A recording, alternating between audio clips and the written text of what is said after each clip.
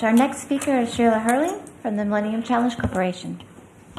Thank you very much. Let me just say just a few words of background on the Millennium Challenge Corporation. I hope that you all know it. We are a small, pretty young 7-year-old U.S. government agency delivering foreign aid built on really the best practices of aid effectiveness. So built into the DNA of the MCC at the very beginning was very much a focus on results.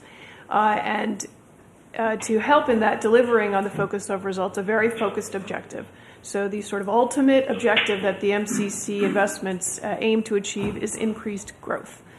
In the results matters part of delivering on that objective is integral to our decisions is who we partner with, and then once we have those partners, what we invest in, all of this requiring a very robust monitoring and evaluation strategy, which, as most of you know, takes resources, both human capital and financial.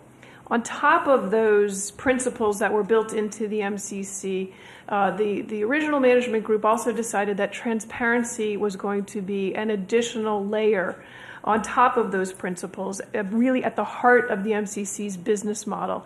And why? Basically because they saw it, and we continue to see it, as the linchpin between accountability and learning, which are the two basic fundamental building blocks of where we see the results agenda being.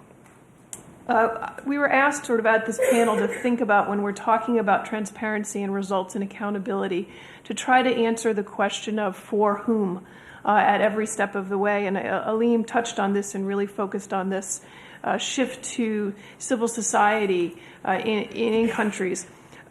The reality of being a U.S. government agency, which I think goes without saying, is that there are many stakeholders. They are all important, and they all put different pressures on the agency. So you have the agency itself, right? So we are constantly looking for delivering results on our stated objectives. Being accountable, in a way to be held accountable, but also importantly to feed back into our future operations to hopefully improve it based on what we've learned. There's also the partner countries and their citizens, which Aleem talked about. Again, a huge stakeholder in this. We want them to be able to hold their governments accountable for delivering on the same results, which means they have to have information at hand. The third and important one is our Congress. Congress funds us. And I will say that the real focus from Congress is on the accountability side of this equation. So a constant push to demonstrate that you are delivering results and a very healthy impatience for delivering them faster than most development outcomes would allow you to do. And the fourth is private business, right? So there's people who want to build your roads. So they want to see where you're going next and how much you're going to spend and how they can get into the business. So again, another stakeholder. So all of these stakeholders, as I said, do seem to have a stake on definitely the accountability side, and most of them on the learning side. So just to give a bit of context for the different pressures that come on any agency, but certainly in my experience dealing with managing these tensions at the MCC. Aleem raised this point that there is a real push for moving the results agenda, the accountability and learning agenda, to be less about accountability of the funding agency and more about giving power to the actual citizens in our partner countries to hold their governments accountable. I think I share his enthusiasm that this is the right way to go, but I just put a cautionary note on the fact that there will be much skepticism, certainly amongst Congress and Parliament, that you are shifting, you are deflecting your own role on the accountability front. And so I just kind of put that out there for a healthy debate amongst the panel that, I think that intention-wise this is the right way to go, but don't lose sight of the very practical matter that you will be held to account for short-term deliverables on the results agenda. And then quickly, because I'm not going to take my 10 to 15 minutes, because I'd rather cede that to you guys to ask the questions that most interest you, are sort of some of the lessons that the MCC has learned along the way of pursuing this very focused results agenda. The first is that results mean different things to different people at every step of the project cycle. and all are important. And I think that Richard mentioned heading into Busan, and for all of you, you know that the real focus on Busan is on a results agenda that puts most of the attention on delivering on outcomes, right? This is what we're most interested. We're interested in the impact of our investments on the people that we are trying to serve.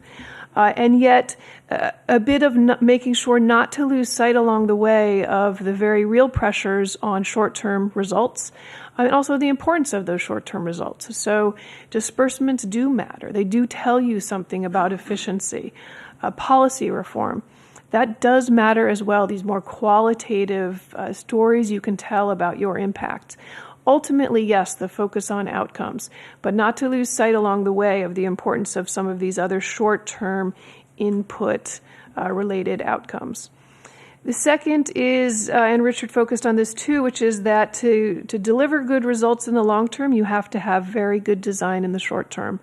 And most agencies are pressured to move fast, to design fast, to move their money fast, and often what gets sacrificed along the way is robust monitoring and evaluation plans. And so calibrating that balance is critically important to delivering on what you promise. The third, which I mentioned earlier, which is that robust monitoring and evaluation, and particularly impact evaluation, where you are trying to show the impact of your particular investment on achieving outcomes in the country. And transparency takes resources, human resources and financial resources, and they are substantial. And so committing to delivering on a results agenda means understanding and committing to the resources it will take to deliver on that. The fifth is that transparency is at the heart of all of this. It's at the heart of accountability and learning. That's the what of it, but the how of it really matters. So Aleem was talking a lot about, and we're struggling in the MCC now, on making our data accessible. We get great credit for, and I'm really proud of how much information we have in the public domain. It is very hard to get to. So it's all there, but it's not presented in a way that even I can get my head around, and I work there and I'm in there all the time. So you have to, so we're trying to move a lot in the direction of accessibility of all of this information. The sixth lesson is that in the two focus areas of the results agenda, accountability and learning gets shafted. It is really second fiddle most of the time.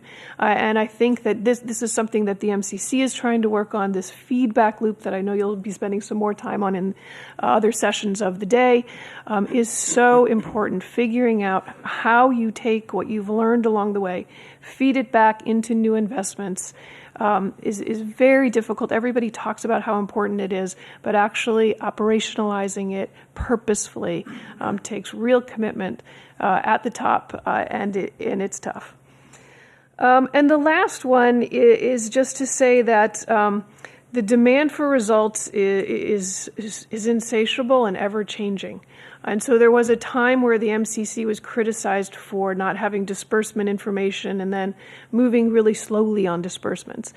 We've satisfied that demand, and then it moved to, okay, well, how are you delivering on your outcomes? Where are your income gains? We're just starting to deliver on that because we have some compacts actually ending. And now there's a shift to, okay, well, how do the citizens of the countries use the information you have? So just to stay in the very real world, you will never meet demand on this. And it's a good thing. It's a healthy demand. But you will be constantly pushed to the next level. And some of these levels, I think, are great and really exciting, and probably, as Aleem said, more where we should be focused as an international community on these open budget issues, on open government, which as the U.S. government, we're really proud to have been a lead partner on pushing EADI, some of these much bigger open and transparency of government resources around the world, not just developing countries, not just the recipients of aid. And so I think that demand is moving in a really healthy direction. So why don't I stop there and question and answer later.